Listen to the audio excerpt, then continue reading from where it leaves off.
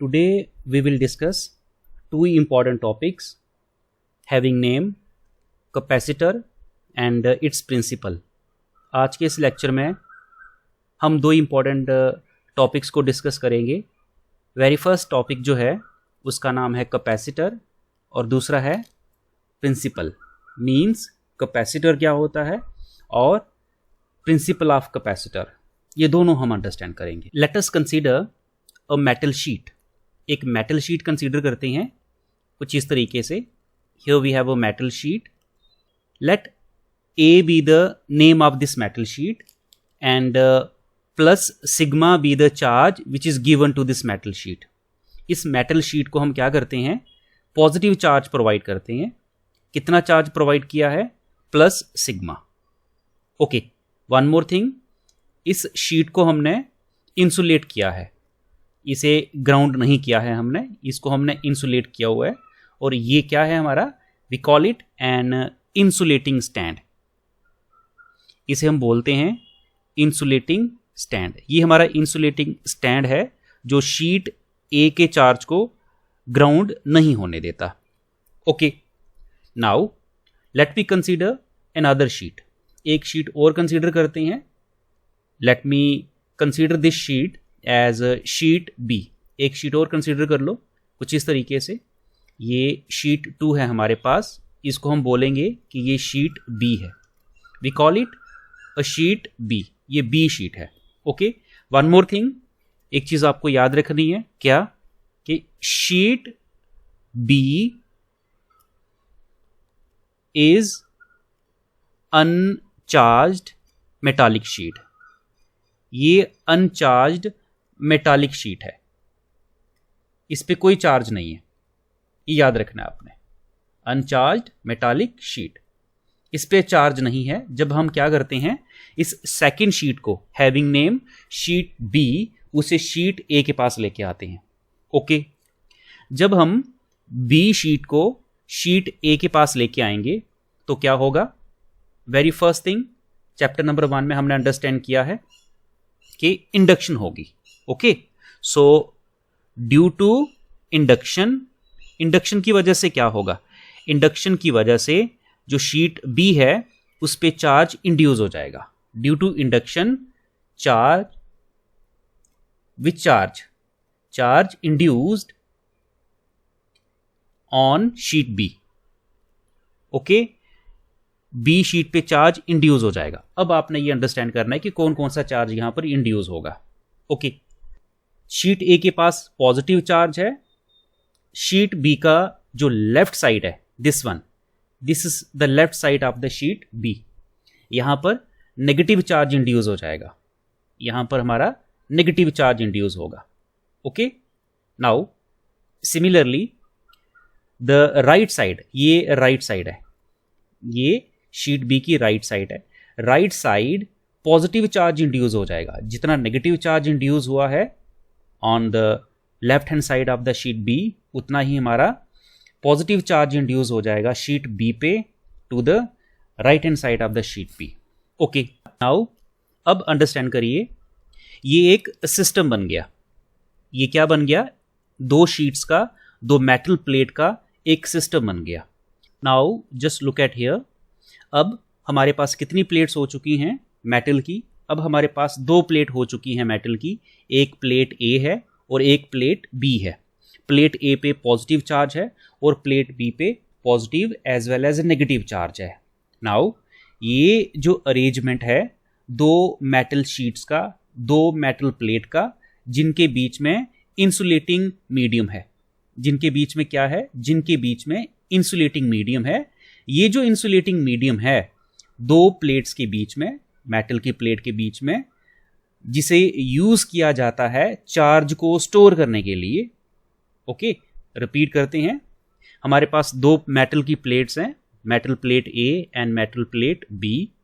Metal plate A पे positive charge है, metal plate B पे positive as well as negative charge है.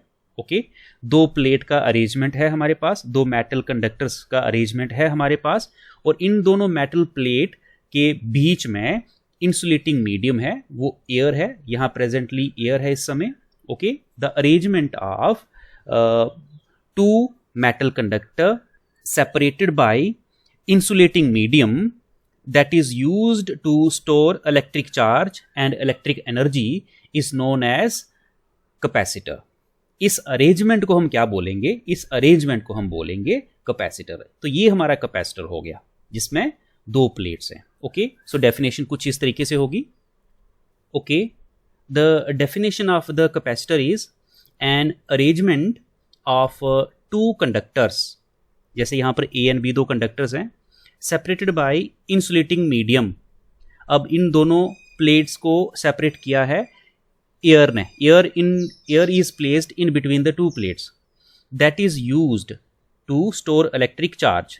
ये जो एयर है दोनों प्लेट्स के बीच में, इसका पर्पस है इलेक्ट्रिक चार्ज को स्टोर करना और इलेक्ट्रिक एनर्जी को स्टोर करना। इसी को क्या बोलते हैं? इसी को कैपेसिटर बोलते हैं। An arrangement of two conductor separated by insulating medium that is used to store electric charge and electric energy is called capacitor. ये हमारा कैपेसिटर है। नाउ हमने ये पढ़ा है कि capacitor is used to store the electric charge. Capacitor को कहाँ यूज किया जाता है? कैपेसिटर की एप्लीकेशन क्या है? चार्ज को स्टोर करना। और हमने यहाँ देख भी लिया है इलेक्ट्रिक चार्ज और इलेक्ट्रिक एनर्जी को स्टोर करना, ये एप्लीकेशन है किसकी? ये कैपेसिटर की। कैपेसिटर इसी के लिए यूज किया जाता है। Now the question is that, अब क्वेश्चन यहाँ अराइज होता है कि हाउ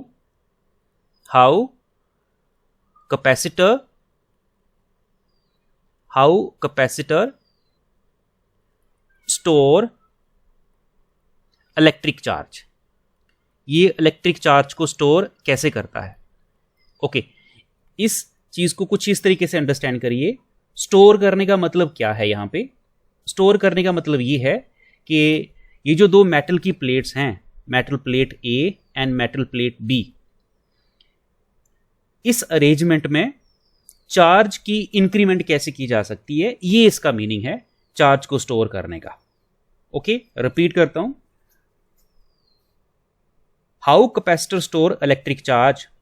कैपेसिटर चार्ज को कैसे स्टोर करता है? स्टोर का मीनिंग क्या है? यहां पे स्टोर का मीनिंग ये है कि ये जो हमारे पास अरेंजमेंट है दो कंडक्टर का, इन दोनों कंडक्टर में एट प्रेजेंट चार्जेस हैं, ए पे भी चार्ज है, बी पे भी चार्ज है।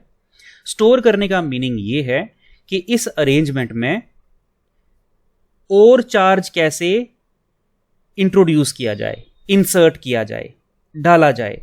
ठीक है, अगर आपके पास यही सिस्टम हो और ड्रेनेज सिस्टम ना हो, मतलब कोई ऐसी एजेंसी ना हो जो इस सिस्टम से चार्ज को एक्सट्रैक्ट कर रही हो, निकाल रही हो। ओके, सो बिना ड्रेनिंग सिस्टम मतलब कोई एक ऐसी एक्सटर्नल एजेंसी, जैसे आपने कैपेसिटर के अलोंग एक इलेक्ट्रिक बल्ब लगा दिया जो कि क्या करेगा, जो कि इंडक्टर लगा दिया जो कि इसकी एनर्जी को कंज्यूम करेगा। तो आपने कोई कंपोनेंट यूज़ नहीं किया है। विदाउट यूजिंग एनी कंपोनेंट हमें ये बताना है कि इस सिस्टम में और चार्ज कैसे डाला जा सकता है। अगर इस सिस्टम में अगर चार्ज और आ रहा है, ये सिस्टम और चार्ज अगर गेन कर रहा है, इट मीन वो चार्ज को स्टोर कर रहा है। यही स्टोरिंग का मीनिंग है यहाँ पे। ठीक है, अंडरस्टैंड करते हैं। कुछ इस तरीके से अंडरस्टैंड किया जाता है। इसी को बोला जाता है प्रिंसिपल। यही है कैपेसिटर का प्रिंसिपल कि किस तरीके से कैपेसिटर जो है वो इलेक्ट्रिक चार्ज को स्टोर करता है। यही आपने अंडरस्टैंड करना है यहाँ पे। ओके, तो कुछ इस तरीके से अंडरस्टैंड करिए। मेटल प्लेट ए के पास पॉजिटिव चार्ज है, मेटल प्लेट बी के पास positive as well as negative charge है। नाउ अब अंडरस्टैंड करना है आपने। मेटल प्लेट बी की जो लेफ्ट हैंड साइड है, ये वाली साइड, ये हमारी लेफ्ट हैंड साइड है, ये वाली।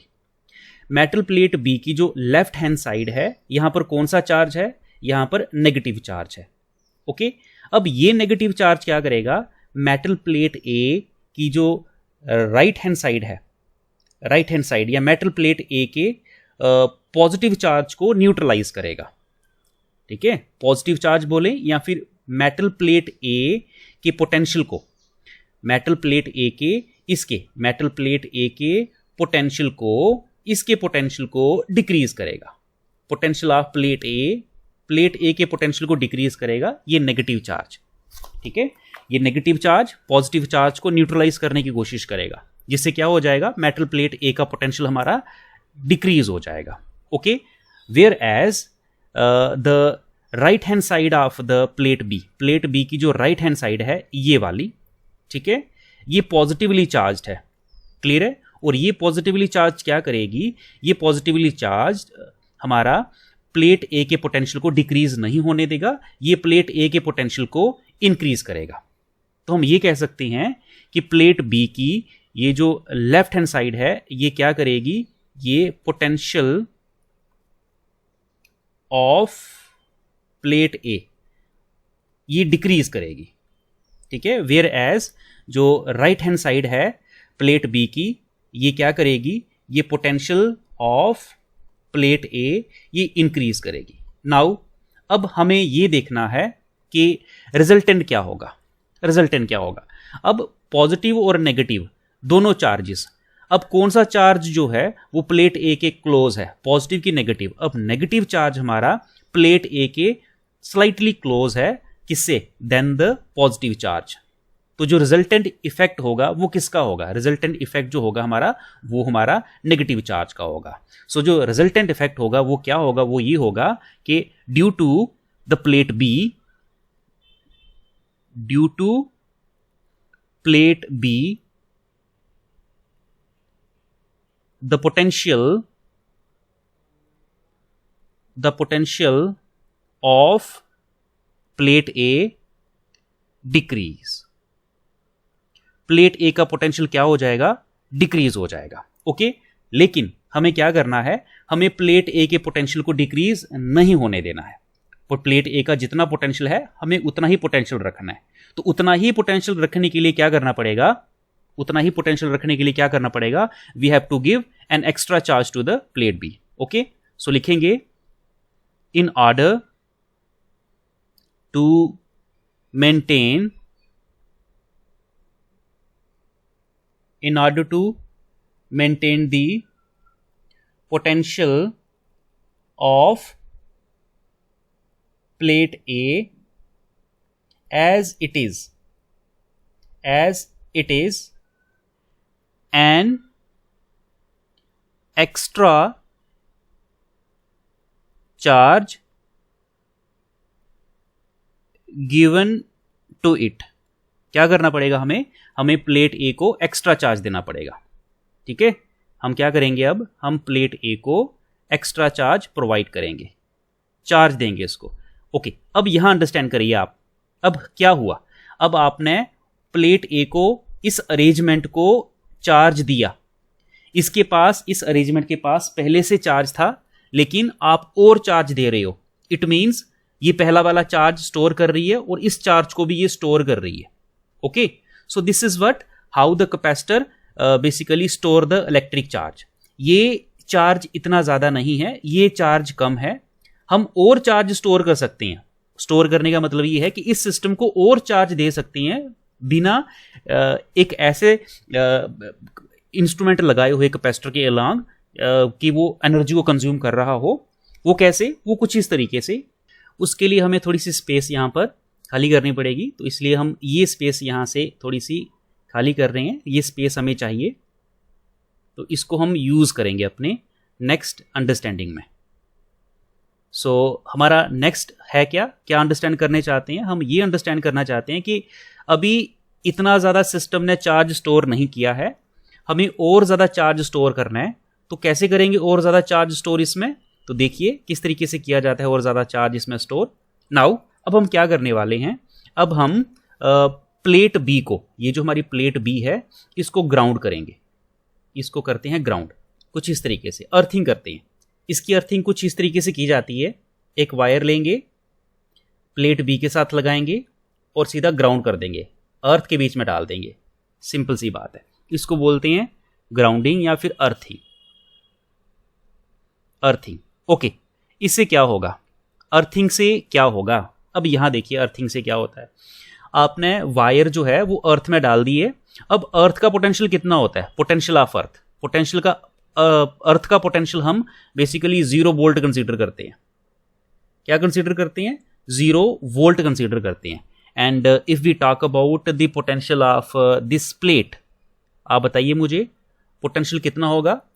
Now potential of plate B क्या ये जीरो होगा?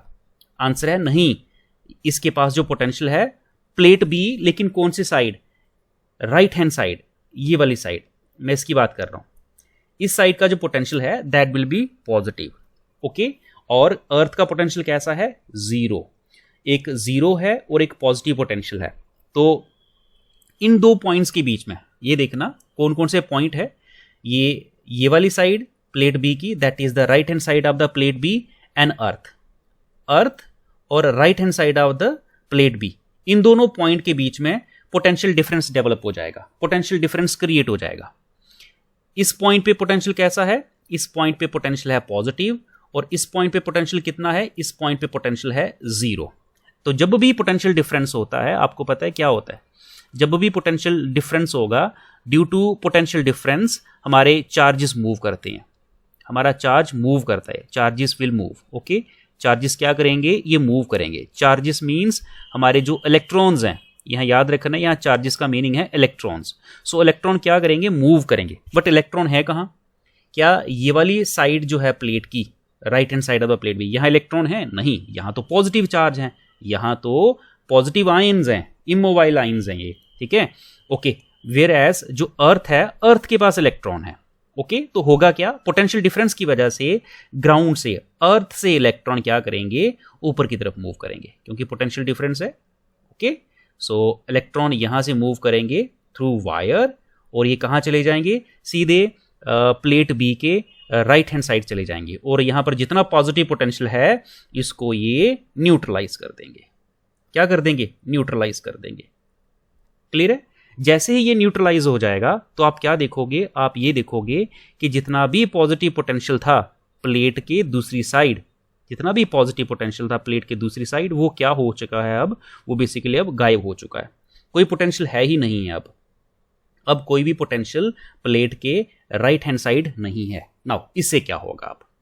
जब यहां पोटेंशियल ही नहीं है, यहां नो पोटेंशियल है, तो क्या होगा? अब यहां देखिए, यहां पर सिर्फ और सिर्फ नेगेटिव पोटेंशियल रह गया है।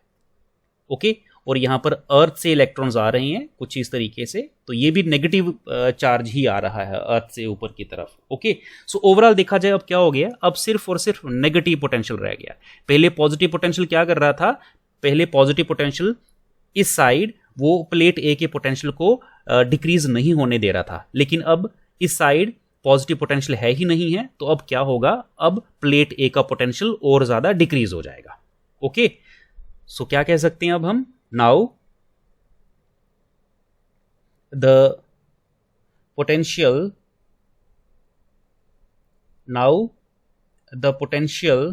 Of plate A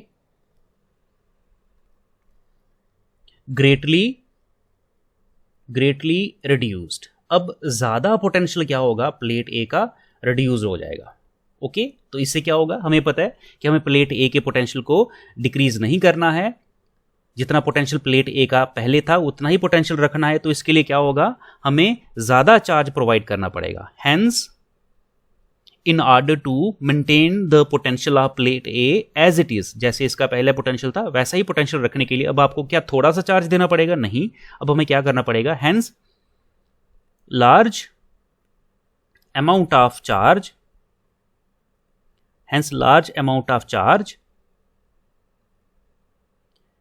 given to plate A. अगर ज्यादा चार्ज दोगे, अब देखो पहला चार्ज कहां गया? आपने इस कैपेसिटर के अलावा कोई भी आपने कंपोनेंट नहीं लगाया था, कोई भी आपने कैपेसिटर या इंडक्टर आपने यहां पर कोई भी कंपोनेंट आपने यहां पर नहीं लगाया हुआ है। जब कोई भी कंपोनेंट नहीं लगाया है तो फिर इसका चार्ज कहां गया? ठीक है, आप और चार्ज इसमें डाल रही हो, तो इट मीन्स वो चार्ज क्या हो रहा है? इस अरेंजमेंट में स्टोर हो रहा है। Clear? So this is what the principle of a capacitor, कि कैपेसिटर किस तरीके से इलेक्ट्रिक चार्ज को स्टोर करता है। So this is all about the capacitor and its principle. Thank you.